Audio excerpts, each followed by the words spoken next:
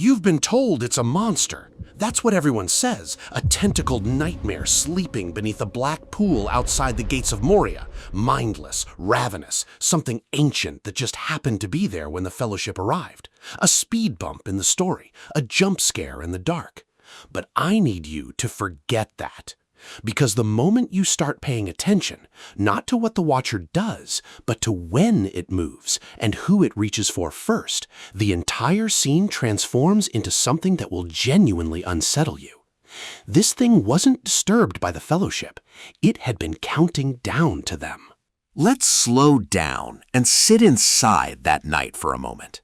The Fellowship arrives at the walls of Moria, exhausted, tense, on edge. They're not charging in, they're whispering. They spend hours hunched over a riddle carved into ancient stone, barely moving, barely breathing. The lake beside them, this wide, flat, perfectly black sheet of water, doesn't ripple, doesn't react, nothing. Not a flicker. And then, the second the doors begin to open, the second the path forward is finally clear, something explodes out of that water and grabs Frodo. Not Gandalf, the most powerful being in the group. Not Aragorn, a trained ranger with thousands of battles behind him. Not Boromir, the soldier built like a wall.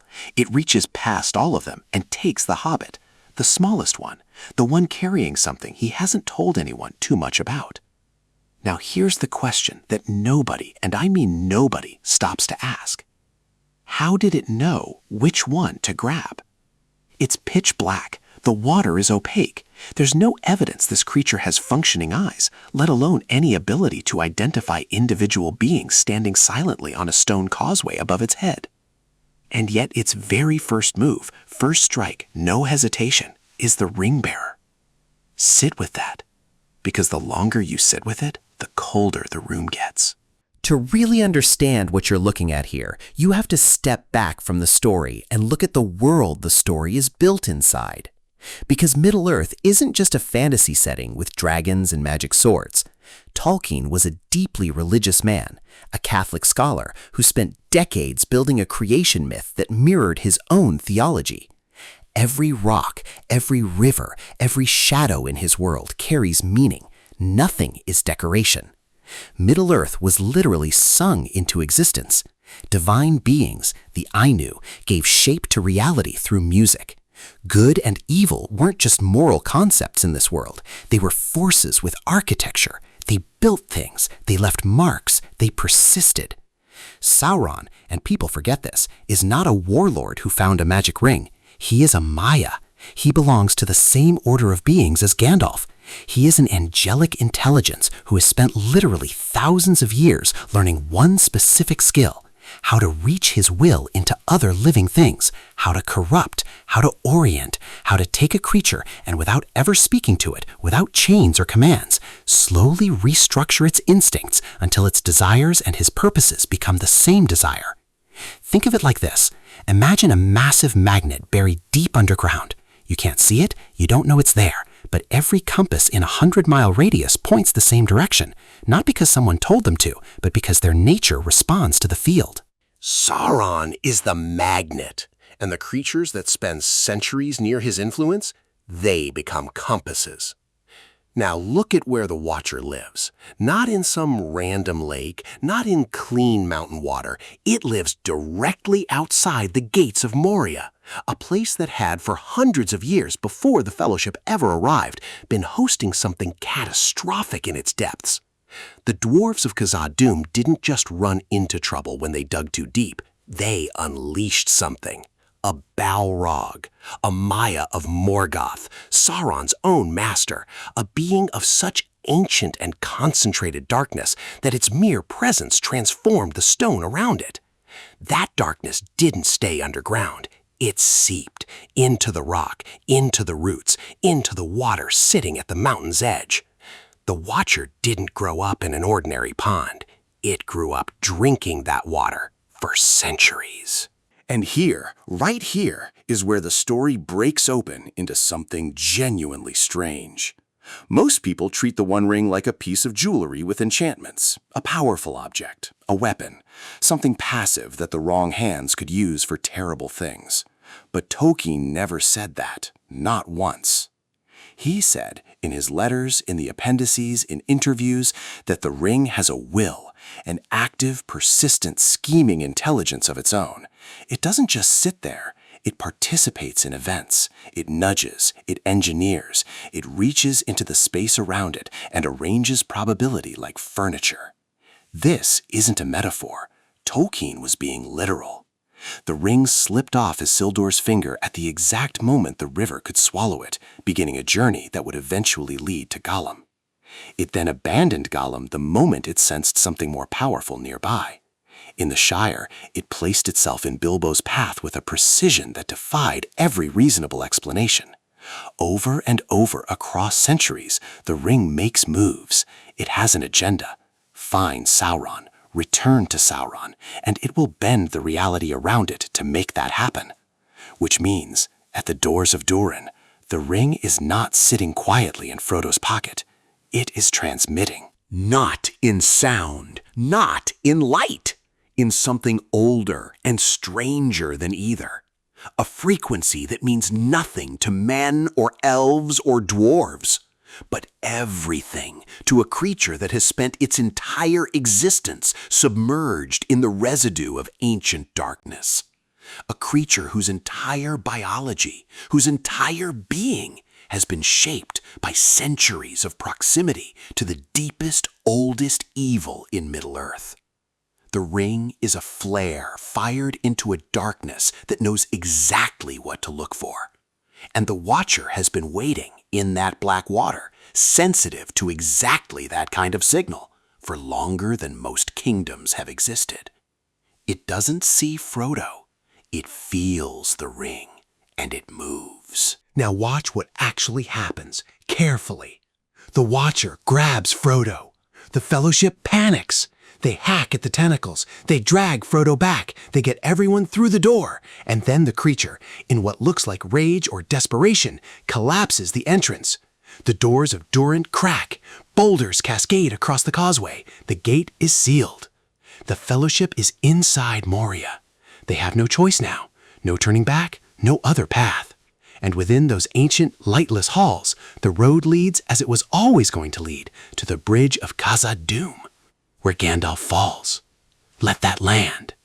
Gandalf, who carries Narya, the elven ring of fire, whose entire purpose in Middle-earth is to inspire resistance against Sauron's will, is torn away from the Fellowship at the most critical moment of their journey.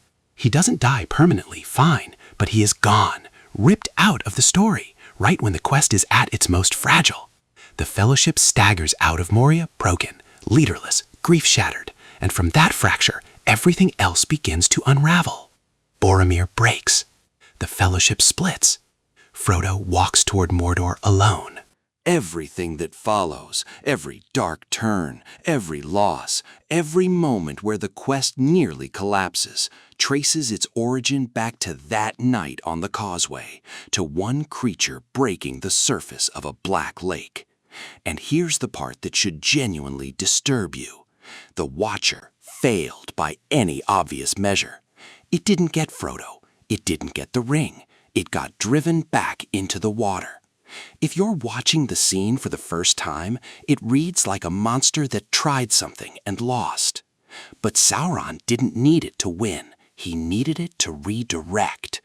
The Watcher is not a predator guarding a pool. It's a mechanism, a living turnstile positioned at the one entrance to the one road that leads to the one outcome Sauron needed most. Its attack doesn't have to succeed. It only has to push, and push it did. The thought that should follow you out of this video? The most effective servants of darkness aren't the ones who know what they're doing. They're the ones who can't help doing it. So here it is, the truth the scene never announces. The Watcher in the water is not a monster with a role in the story. It is the story's darkest idea, made flesh and put in a pond. It is a being that acts with total apparent freedom. It chooses to lunge. It chooses to grab. It responds to what it wants in the moment. And yet every choice it makes has been architected by something else entirely. Its desire and evil's agenda have been pressed together so thoroughly for so long that you cannot slide a blade between them. It doesn't serve darkness. It is darkness, wearing the shape of hunger. That, philosophically, is so much more frightening than a conscious villain. A conscious villain can doubt, can hesitate, can be reasoned with or broken or redeemed. But something that has had its very nature restructured, something whose instincts are the weapon, there's no appeal you can make. There's no door in. It reaches because reaching is what it has been made to be. It reached for Frodo because it could never, in any world, have done anything else. Tolkien spent his entire life orbiting one central question. What does genuine evil actually do to a living thing? Not what it destroys, what it builds. The structures it quietly constructs inside its victims, until the victim and the tool become the same object. Look at the ringwraiths, 9 kings who made one choice each centuries ago. They chose power. That one choice opened a door, and through that door came a slow hollowing, year by year, century by century, until the men were gone and only the function remained. They don't serve Sauron now. Service implies a self that chooses to serve. There is no self left, just will-shaped darkness wearing the memory of kings. Look at the orcs, Tolkien's most harrowing idea, that they began as elves. That what you see shambling across Mordor in organized cruelty and blind obedience is what happens when you take the most beautiful, most spiritually aware beings in creation and work on them, patiently, generationally, until they cannot remember what they were, until what you called corruption has become what they call normal. Now, look at the Watcher. We don't know what it was. We have no name for what swam in that lake before Khazad-dûm became a wound. Maybe something ancient, maybe something that in another world was simply alive in the dark and harmless. But this world happened to it. Centuries of pooling shadow happened to it. And now whatever it was before is gone, replaced by something that reaches for power instinctively, serves evil accidentally, and will never, ever know the difference. And here, if you're honest with yourself, is where Tolkien stops talking about Middle-earth. How much of who you are was decided before you could decide anything? How much of what feels like desire, what you reach toward, what you fear, what feels like freedom, was quietly installed in you by environments and systems and histories you had no say in entering? The Watcher reaches because the darkness shaped it to reach. The question Tolkien leaves on the table, quietly, without ever saying it aloud. What shaped you? You cannot always undo what the war made. And somewhere in that cold, sealed darkness, in a pool that no traveler visits anymore, behind a gate no one can open, something still waits, feeling for the next signal in the dark, reaching out of instinct, out of a nature it never chose and can never question, toward the next thing that glows with power it cannot name. The water doesn't know the war is over. The water doesn't know anything. It just stays dark, and it stays hungry. After Moria, after the grief and the chaos and the desperate scramble into open air, nobody goes back. In every history written about the War of the Ring, in every account of those days, every song sung in celebration of what was saved, the Watcher earns a sentence, maybe 2. A creature in a lake, a brief struggle, a door sealed. And then the story moves on, because there are armies to describe, there are kings to mourn and resurrect, there are mountains to climb and fires to throw things into. The Watcher is a paragraph in a chapter that never revisits it. But the Watcher remains. When the ring is destroyed, when Sauron's tower falls, when the great dark exhales for the last time and the age turns, the water outside Moria stays black.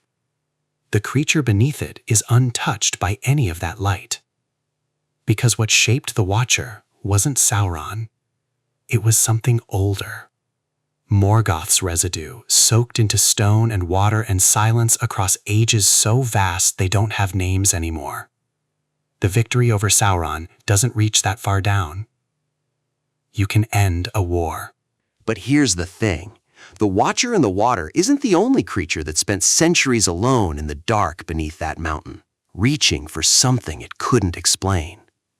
Because long before the Fellowship, long before even the shadow fully settled into Moria, something else was down there, in a cold underground lake, with webbed fingers and enormous pale eyes.